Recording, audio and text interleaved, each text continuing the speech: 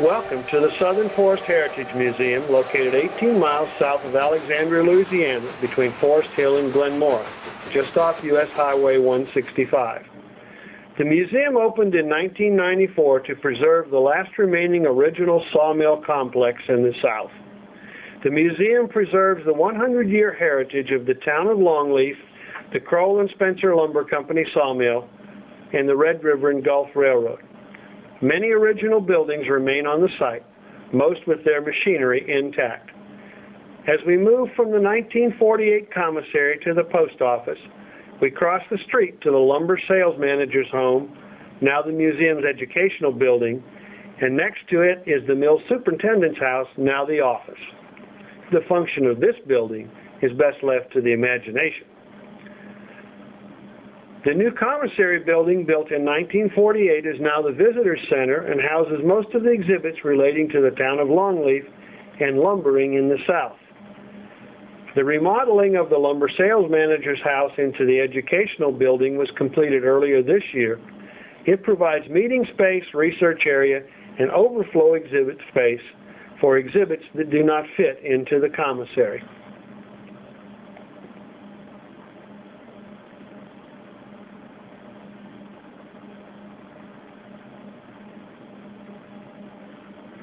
It includes a research area and even a replica of a typical 1910 classroom, complete with teacher.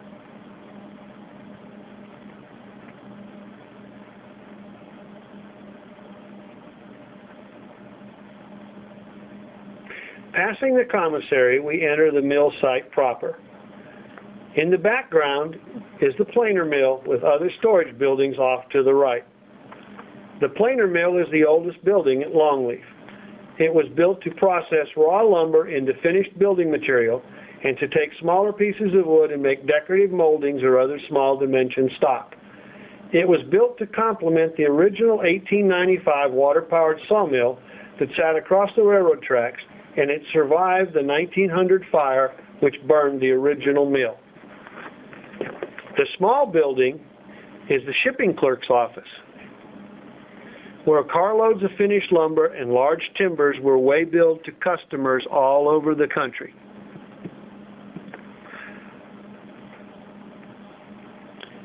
Inside the mill, you can see the mill's heavy construction and the lumber finishing equipment.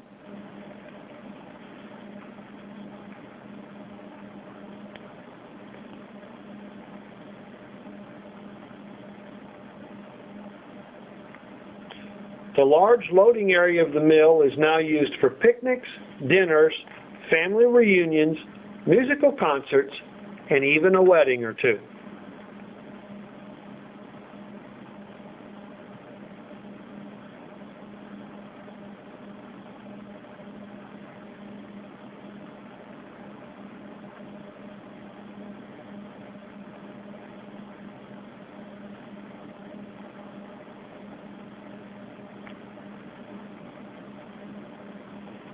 Stepping outside, we see the finished lumber storage sheds, the water tower, and the sawmill with its 4 smokestacks. In front of us are the remains of the carts that moved lumber around the mill site, and on the hill are the railroad facilities, the car shop, the machine shop, and the engine house.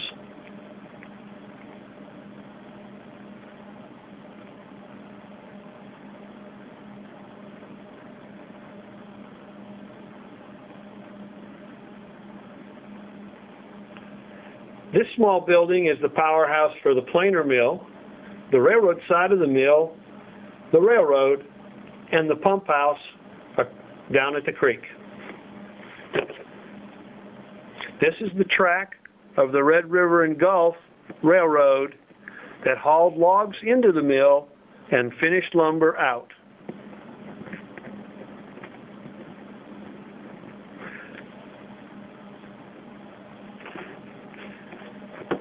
Notice that the floor of the planer mill is elevated so that lumber can be loaded directly into railroad cars.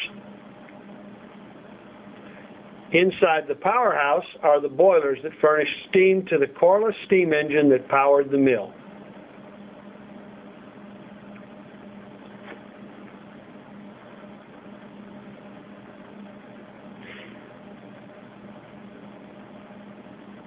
At the top of the hill are the railroad facilities. Amid piles of parts, Crowell and Spencer steam engine number 400 sits beside the last remaining Clyde rehaul log skidder in the world. The skidder was used to move the logs from the forest to the railroad using long cables. The railroad track goes down the hill back to the planer mill.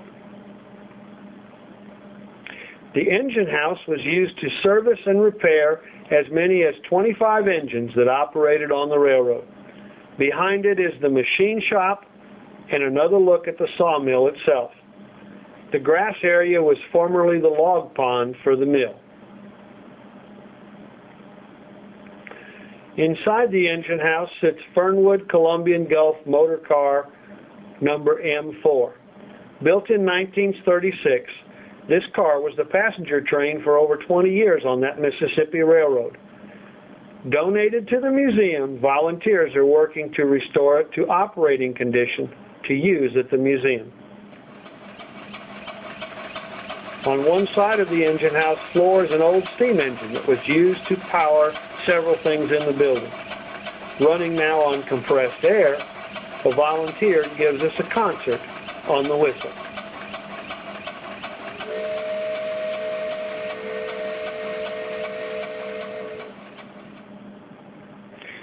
Behind the engine house is the machine shop with Meridian Lumber number 202 sitting inside. Number 2 was the last steam logging engine in operation at Longleaf. The machine shop with its forge and other tools could repair anything that needed fixing at the mill or on the railroad. The shop is powered by a system of overhead line shafts with leather and canvas belts reaching from the pulleys on the shafts down to the machines on the floor. Only 2 other machine shops of this type still exist in the United States, one in the east and one in the far west. Here is a drill press being operated by a volunteer. Notice how he moves the belts from pulley to pulley to change the speed of the drill.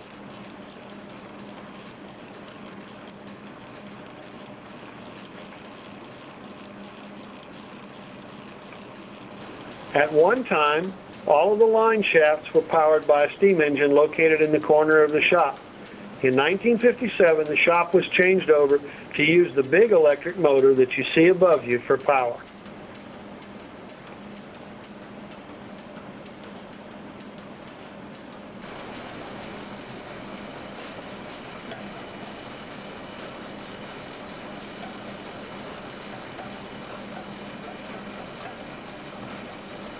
This lathe is going to be used to thread some pipe for use at the museum.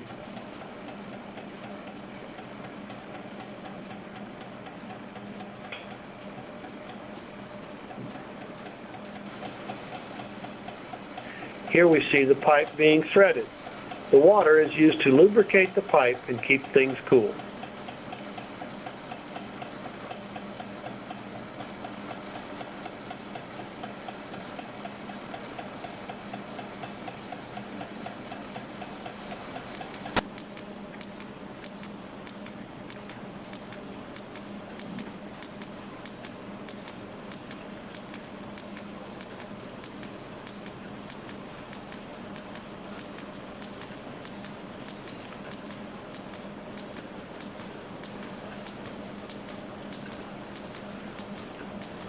Let's take another look at the overhead shafts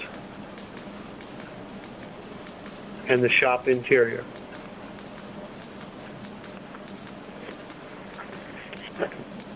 It's a noisy place when all the machines are running.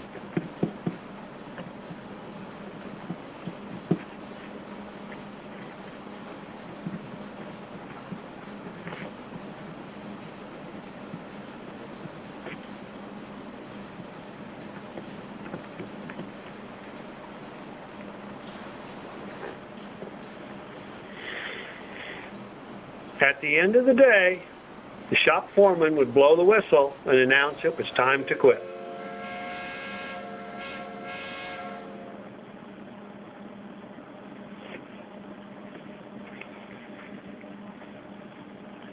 Behind the engine house and shop is a McGiffert log loader parked in front of Red River and Gulf engine number 106, which is parked in the car shed. The McGiffert loader was used to load the logs onto railroad cars to be taken to the mill. The museum has 2 of the remaining 5 loaders which still exist.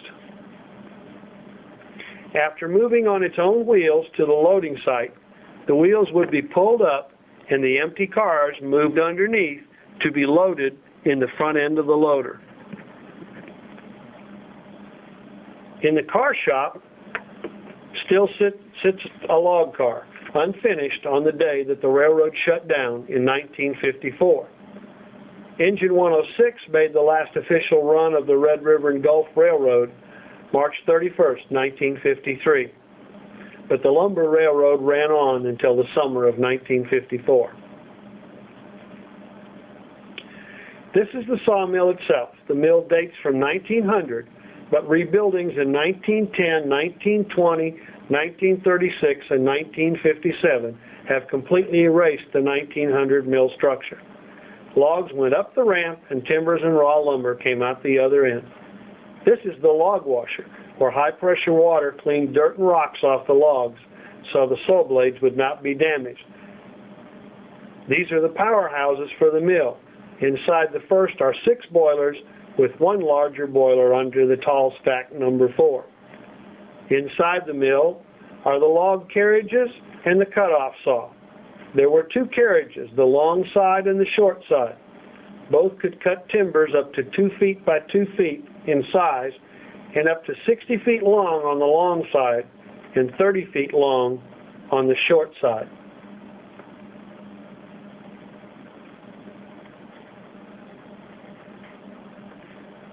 This carriage is sitting beside the bandsaw on the short side.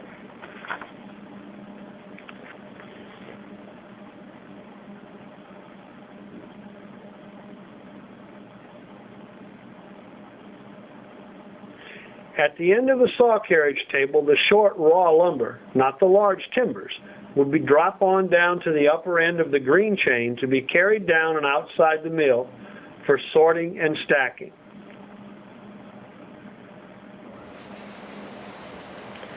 Here, a volunteer runs the green chain.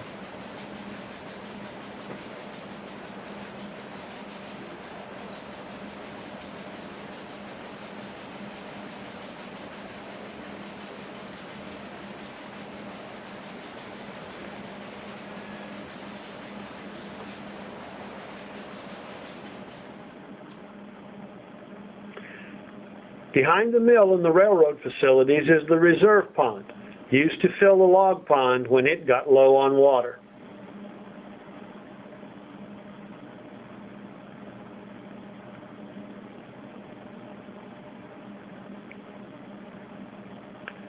Leading north in front of the engine house is the Red River and Gulf main line to Longleaf Junction, LeCount, and Kirkwood, Louisiana. The museum hopes to be able to restore some of this line to service so that the visitor can ride out to Longleaf Junction in one of our motor cars.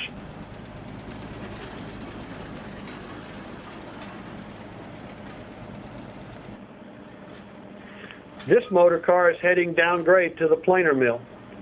Despite being in Louisiana, the railroad in the mill has grades as steep as any in either the Rocky Mountains or the Appalachians.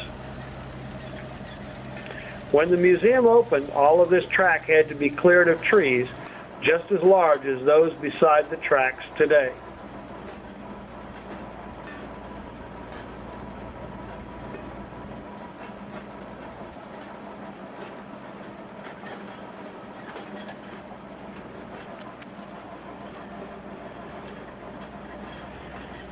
Watch out, you better keep your head in.